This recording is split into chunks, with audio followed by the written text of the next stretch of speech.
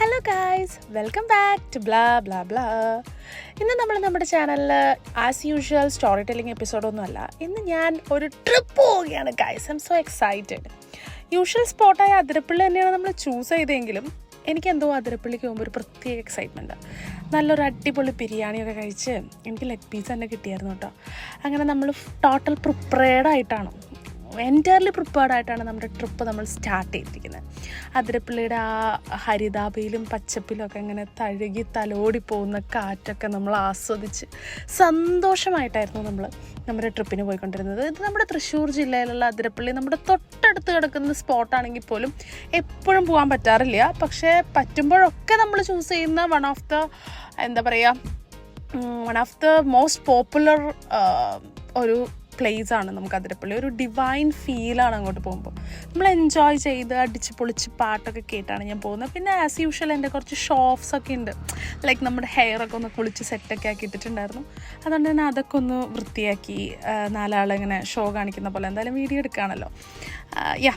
Cuteness overloaded. അപ്പോൾ നമ്മൾ ആ മഞ്ഞുമലയല്ലല്ലോ ഇത്, ഹരിതാപ നിറഞ്ഞ പച്ചപ്പിലൂടെ തഴുകി തലോടി നമ്മൾ യാത്ര തുടർന്നു. അതിൻ്റെ ഇടയിൽ കുറച്ച് റൊമാൻസും ഉണ്ടായിരുന്നു. Because I'm going for a date with my BF, so I have to be romantic.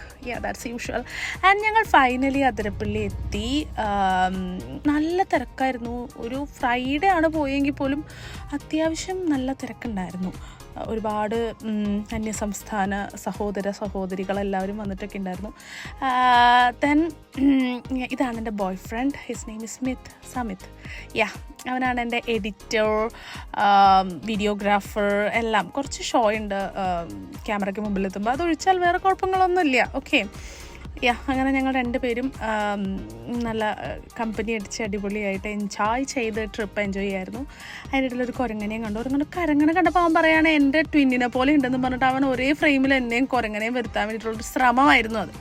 അങ്ങനെ ഞാൻ അതിരപ്പള്ളിയുടെ ആ ഒരു അഗാധമായ വിജനമായ വീതിയിലൂടെ മന്ദം പ്രകൃതിയിലേക്ക് ഇറങ്ങി നടന്നു സുഹൃത്തുക്കളെ. ചുറ്റുപാട് ഒരുപാട് ആൾക്കാരുണ്ടായിരുന്നു. ആരും വെള്ളം കാണാത്ത ആൾക്കാരെ പോലെ വെള്ളത്തിലേക്ക് അലച്ചു തല്ലി വീഴായിരുന്നു. എനിക്ക് ആ വെയിൽ തീരെ പറ്റുന്നുണ്ടായിരുന്നില്ല. ആൻഡ് വെള്ളച്ചാട്ടം വളരെ പരിതാപകരമായിരുന്നു. എനിക്ക് വിശ്വസിക്കാൻ പറ്റിയില്ല ഇത് അതിരപ്പള്ളി തന്നെയാണോ എന്ന്. എങ്ങനെ കിടന്നിരുന്ന സ്ഥലമാണ്.